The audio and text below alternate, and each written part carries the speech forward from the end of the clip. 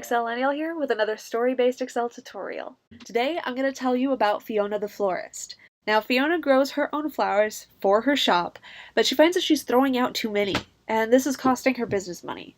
So Fiona needs to tell what flower she is selling the most of and selling the least of, as well as what flowers she's actually throwing out and using some mathematical formulas.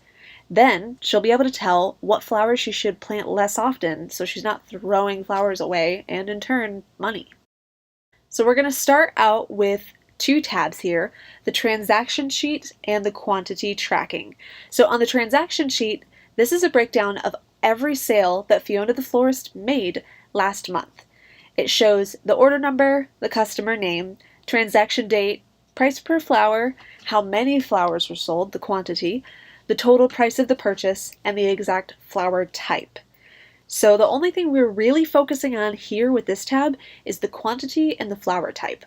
This is the page, or the sheet rather, that we're going to make a pivot table out of.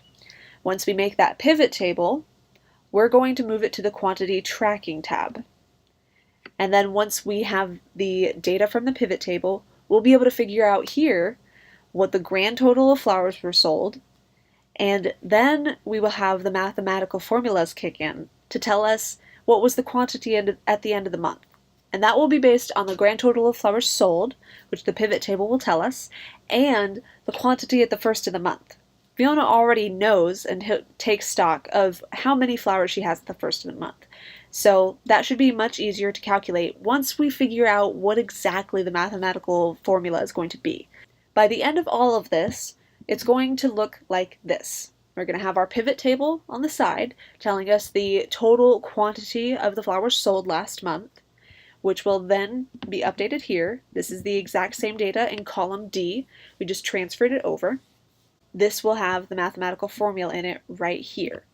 From there we can figure out the loss of money, which is just going to be another Excel formula. So it'll be about the same as the what we put in column E.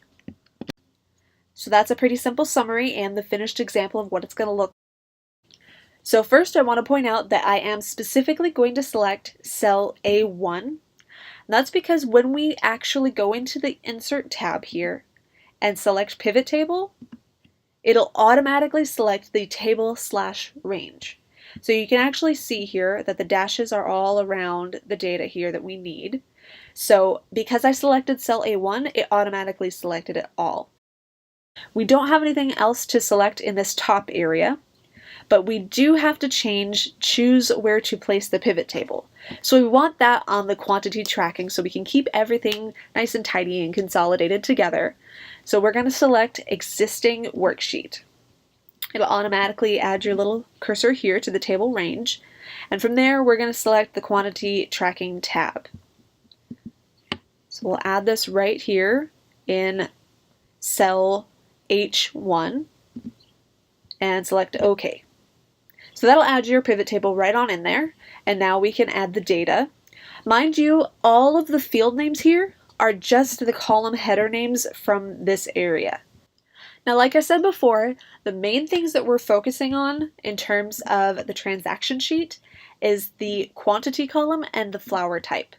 So the same thing applies here. We're not going to pay attention to any of these, just the quantity and flower type.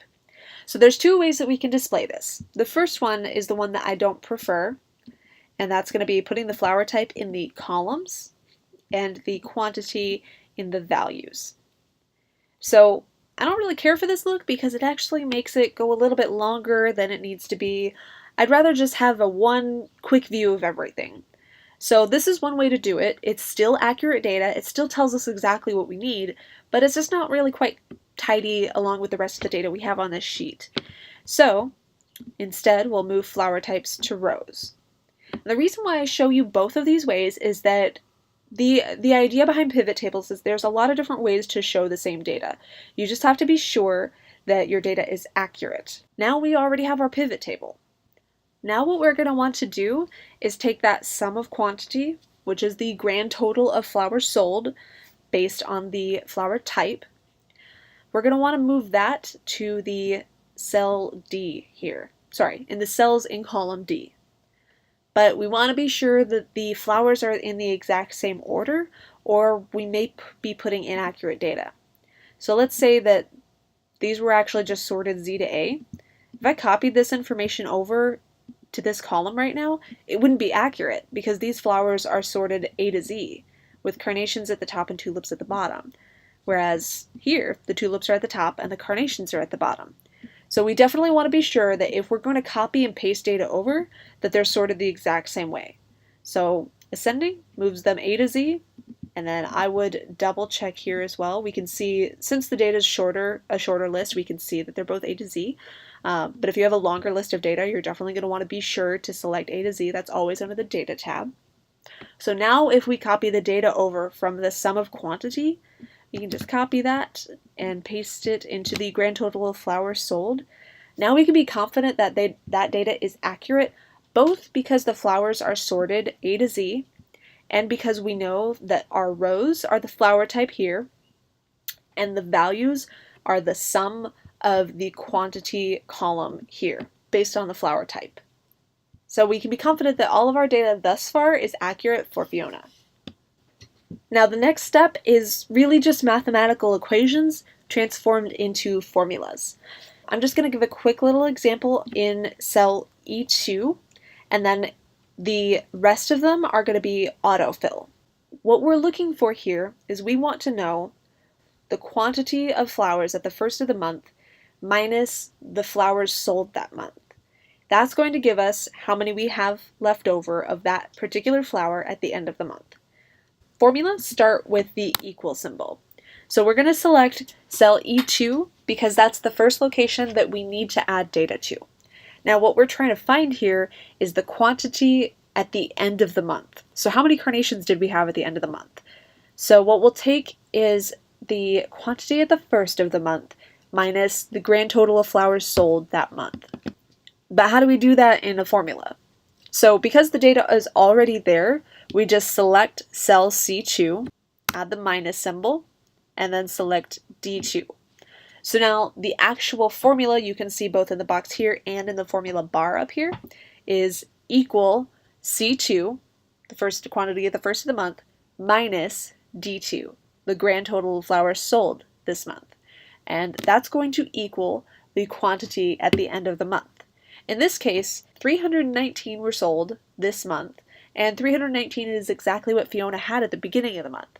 So she doesn't have any left over and didn't throw any out. We already have the mathematical formula in this cell, so we don't actually need to add that to every single cell by typing it in.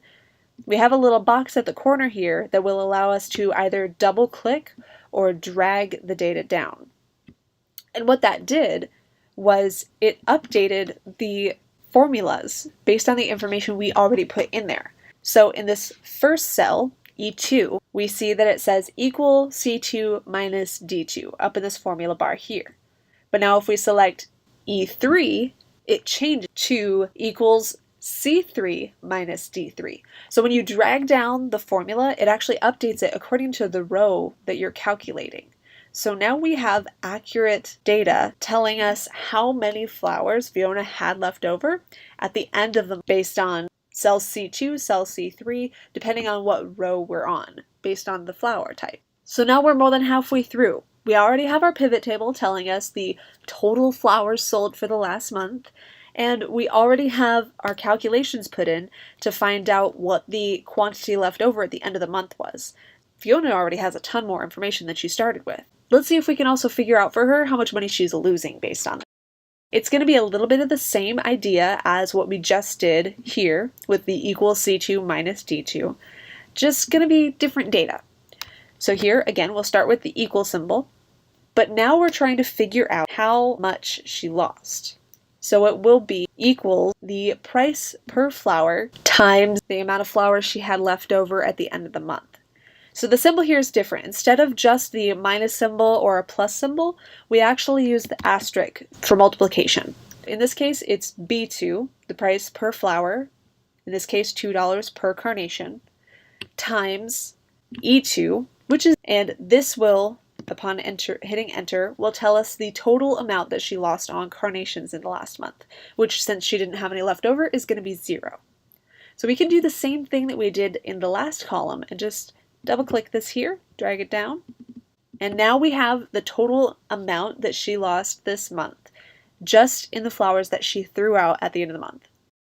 Chrysanthemums are going to be $4 each, but there were 50 left over, so she lost $200 on those.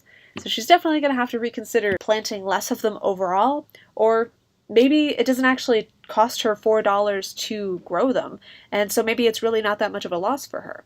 But now she has the data to look at to tell her exactly how much money she could have made from these flowers that she threw out at the end of the month, and maybe grow a little bit less, maybe find where she could change the numbers a little bit more. Like, for example, magnolias, she had 110 left over and could have made almost $400 if she sold them. So these are things that are going to help her make business decisions because she now just has a simple layout of all the flowers she threw away and the money that she could have gained from them, had she actually sold them all.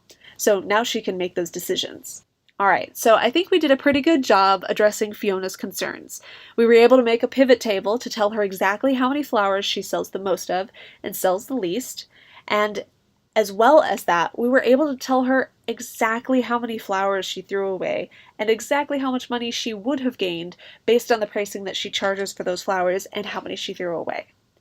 Let me know if you have any questions. In the meantime, have fun excelling.